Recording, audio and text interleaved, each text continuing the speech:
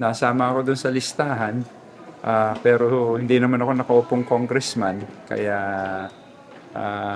kaya sana mas maging mapanuri at base lang sana doon sa data na meron tayo. Pero sa leadership change, sir, ano pang masasabi? Yan, decision niya ng tao eh. Ngayon, I'll be going to the party caucus. So the party will decide on what will be the position of the party, basing on the consensus that will be gathered in a meeting.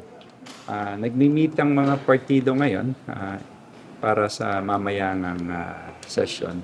Pero in favor po kayo sa resignation ni Speaker Romualdez? Kung ano yung maganda para sa bayan.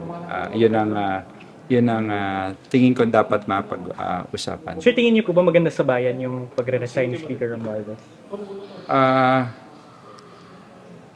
Hindi ako makakomento kung magre-resign siya kasi wala pa naman, mamaya pa still we will be hearing from him kung ano yung kanya magiging action.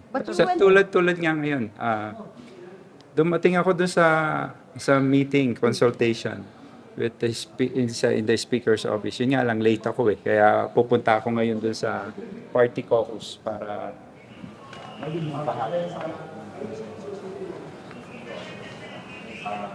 it's a consultation. There's an ongoing consultation. Thank you so much. Thank you.